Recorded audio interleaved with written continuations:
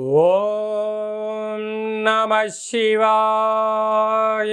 ఓం నమో నారాయణాయ. కర్మ నివారణ నరదృష్టి నివారణ కాల భైరవాయై నమో నమః. ఓం వజ్రణకాయ విద్మహే తీక్షణ దగ్గుష్ఠాయ ధీమహి తన్నో లక్ష్మీ నవనారసింహస్వామి ప్రచోదయాత్. హరి ఓం. మా ఛానల్కి స్వాగతం. చూస్తున్న వీక్షకులకు, ప్రేక్షకులకు, ప్రియ కాల భైరవ భగవద్బంధులకి స్వాగతం పలుకుతూ, జ్యోతిష్య అభిమానులకు, సనాతన ధర్మ సంరక్షకులు అందరికీ కూడా నరసింహస్వామి వారి యొక్క జయంతి శుభాకాంక్షలు.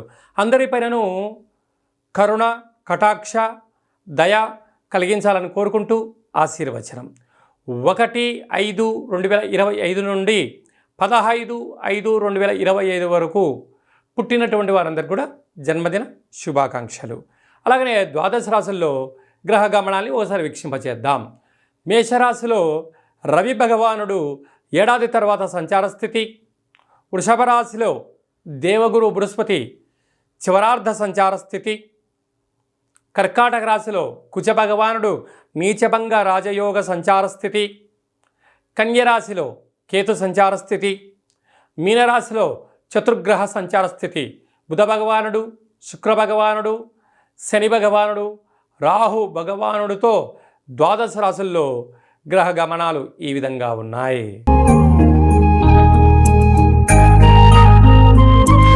కర్కాటక రాశి వారికి అష్టమ స్థాన శని సంచార స్థితి వెళ్ళిపోయిన తర్వాత మొట్టమొదటిసారిగా వస్తూ ఉండబడినటువంటి శ్రీ నరసింహస్వామి జయంతి సందర్భంగా స్వామివారికి ఆశీస్సులు ఎలా పొందాలి, లక్ష్మీ కటాక్షం ఎలా పొందాలి, రాజయోగాన్ని ఎలా పొందాలి, శత్రువుల నుంచి ఎలా బయటపడాలో ఈ వీడియోలో సవివరంగా సంపూర్ణంగా తెలుసుకుందాం.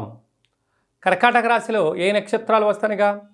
పునర్వసు నక్షత్రంలోని చివరి పదం 4వ పాదము, పుష్యమి నక్షత్రంలోని 4 పాదాలు, ఆశ్లేష నక్షత్రంలోని 4 పాదాలు కలిపితే కర్కాటక రాశి.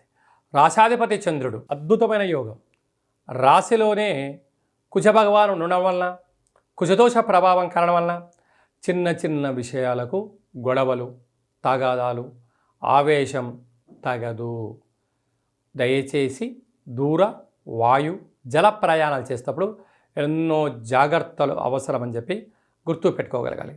తృతీయంలో కేతు సంచార స్థితి ఉండడం వల్ల తల్లిదండ్రులు, గురువులతో మర్యాదపూర్వకంగా గౌరవాన్ని ఇచ్చి పుచ్చుకోండి, మీకు మంచి శుభ పరిణామం అని చెప్పి గుర్తుపెట్టుకోగలగాలి.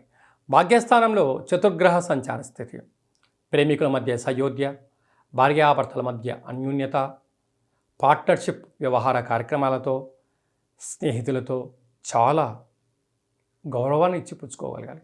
లేకపోతే శత్రువులు అక్కడి నుంచే పుట్టి జీవితం కుక్కలు చింపిన ఇస్తర అయినా కూడా ఆశ్చర్యపోనక్కర్లేదు.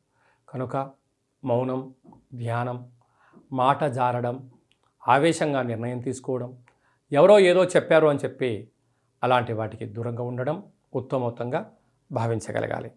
రాజ్యస్థానంలో ఏడాది తర్వాత రవి భగవానుడు సంచారం చేయడం వల్ల వృత్తులలో, ఉద్యోగాల్లో, వ్యాపారాల్లో పై అధికారులతో సహా ఉద్యోగస్తులతో మీరు మంచి చేస్తే మంచి పొగడ్తలు, గౌరవం, రాజసన్మానం, సభల యందు, సమావేశాలందు మాట్లాడే అధికారం ఉంటుంది. యోగ్యత సంపాదిస్తారు. అలా చిన్న చిన్న తప్పులు చేశారనుకోండి, వాళ్ళు చెప్పినప్పుడు కూడా సరిదిద్దుకోండి, భవిష్యత్తు బంగారు రోజుగా ఉంటాయి. అలాగనే ఏకాదశంలో దేవగురు బృహస్పతి సంచారం చేయడం వలన స్థిరాస్తులు, చరాస్తులు, షేర్లు, వ్యాపారాలు, క్రయ విక్రయాలు యోగదాయకం. కనుక నరసింహస్వామి వారికి పంచామృతములతో అభిషేకం చేయించడం, తెల్లటి మంచి తెల్ల జాజుల దండను స్వామివారికి సమర్పించడం యోగదాయకం. అలాగనే చంద్రుడికి పెట్టేటువంటి నైవేద్యంలో, అంటే మన కింద చెప్పిన విధానంగా నైవేద్యంలో బియ్యాన్ని వేసి స్వామివారికి నైవేద్యంగా పెట్టి గోమాతకు ఏర్పాటు చేయడం, లేదా చేపలకు ఆహారంగా వేయడం వలన వ్యాపార ఆకర్షణ. ఎవరికి? రియల్ ఎస్టేట్ రంగంలో ఉండబడిన వారికి, నీటి వ్యాపారాలు చేసేటువంటి పాల ఉత్పత్తులు, ఆహార ఉత్పత్తులు, అలాగనే అనేక రకాల వ్యాపారస్తులకి జనాకర్షణ, ధనాకర్షణ, కర్కాటక రాశి వారికి సొంతం. కాబోతుందని చెప్పి గమనించాలి. 1వ తారీఖు 5వ నెల 15వ తారీఖు లోపల ఎలాంటి మనము విజయాలు సాధించాలో ఈ వీడియోలో సవివరంగా సంపూర్ణంగా చెందుకున్నాం. శాస్త్రంలో మనకు ఏమని చెప్పారయ్యా అంటే ఆమా కావయ్య అన్నారు.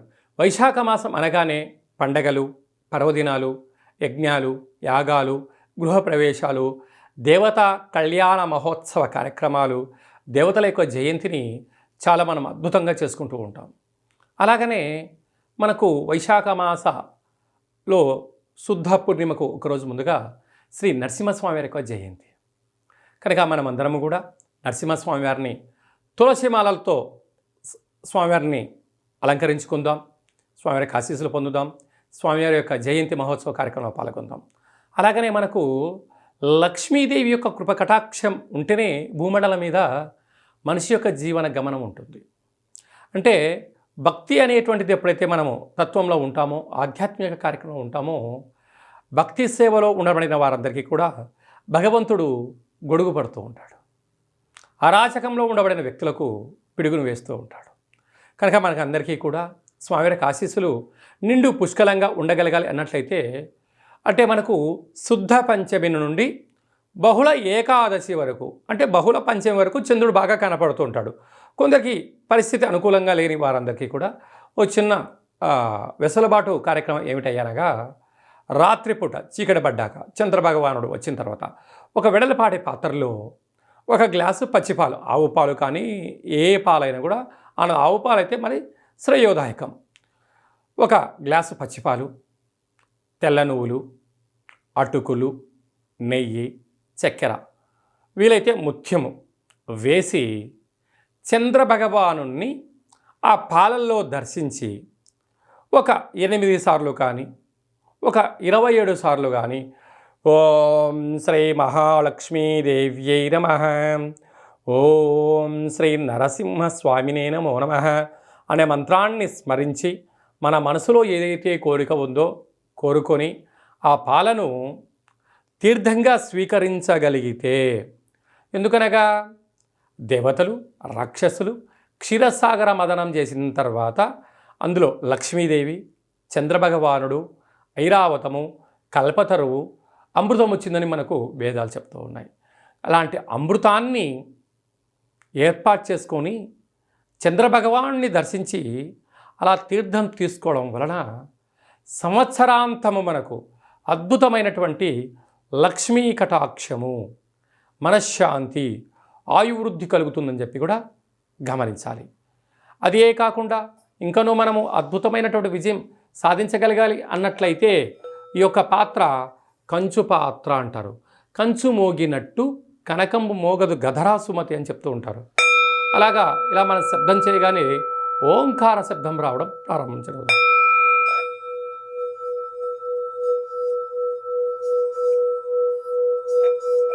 ఇలా ఓంకార శబ్దాన్ని సృష్టించడం వలన మనిషి శరీరంలో ఉండబడినటువంటి 7 చక్రాలు వికసించి ఇంట్లో ఉండబడిన దరిద్ర దేవత బయటికి వెళ్ళిపోయి లక్ష్మీదేవి యొక్క కటాక్షం కలిగి ఇల్లంతా సిరులతో కలకలలాడుతూ ఉంటుంది.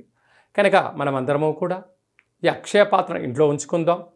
కావాలనుకున్న వారు కింది నెంబర్ సంప్రదించినట్లయితే అక్షయ పాత్రతో పాటు ఒక కాలభైరవ హోమము, ఒక 27 రకాల వస్తువులతో, 16 రకాల కూరగాయలతో శాకాంబరి దిష్టి దిగించి మీకు పంపించడం జరుగుతుంది. కనుక స్వామివారి యొక్క ఆశీస్సులు పొందుతాం. అద్భుతమైన అష్ట కష్టాలకు స్వస్తి పలుకుతాం. అలాగే మీ వ్యక్తిగత జాతకం తెలుసుకోవాలనుకుంటున్నారా? మీరు పుట్టినటువంటి తేదీ, నెల, సంవత్సరం, సమయం మీరు రాసి వాట్సాప్లో పంపించగలిగినట్లయితే 100 సంవత్సరాల జాతకాన్ని సవివరంగా సంపూర్ణంగా వ్రాసి పంపించి మీరు పుట్టినప్పుడు గ్రహ గమనాలు ఎలా ఉన్నాయి, ప్రస్తుతం ఎలా ఉంటున్నాయి, రాబోయే కాలం ఎలా ఉండబోతున్నాయో సవివరంగా సంపూర్ణంగా తెలియజేయడం జరుగుతుంది. అలాగనే చాలామందికి పుట్టినటువంటి కాల సమయంలో డేటా బర్త్లు లేనటువంటి కారణం వలన పేరు యొక్క మొదటి అక్షరాన్ని అనుసరిస్తూ రాశిని తెలియజేస్తూ రాశి యొక్క పరిస్థితిని తెలియజేస్తూ రమణ శాస్త్రం ద్వారా కాళభైరవ ఉపాసన చేత భూత, భవిష్యత్, వర్తమానాన్ని తెలియజేయడం జరుగుతుంది. కనుక ఆసక్తి గలవారు ఈ కింది నెంబర్ సంప్రదించి అపాయింట్మెంట్ తీసుకొని సంప్రదించగలరు. చాలామంది భార్యాభర్తలు తరచుగా గొడవ పడుతూ ఉంటారు. ఎందుకు గొడవ పడుతున్నారో ఒకసారి వాళ్ళకే తెలియని పరిస్థితి ఉంటుంది.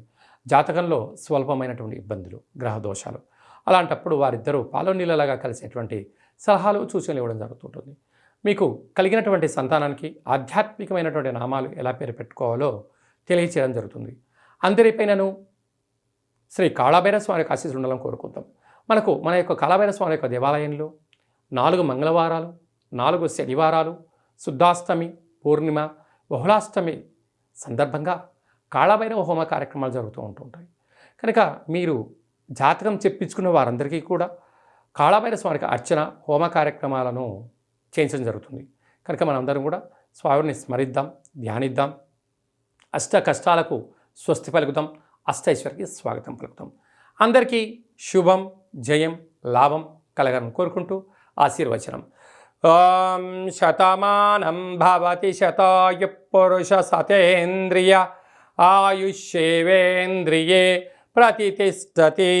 ధనం ధాన్యం బహుపుత్రలాభం శత సంవత్సరం దీర్ఘమాయు. సర్వే జనా సుఖినో భవంతు, లోకా సమస్తా సుఖినో భవంతు.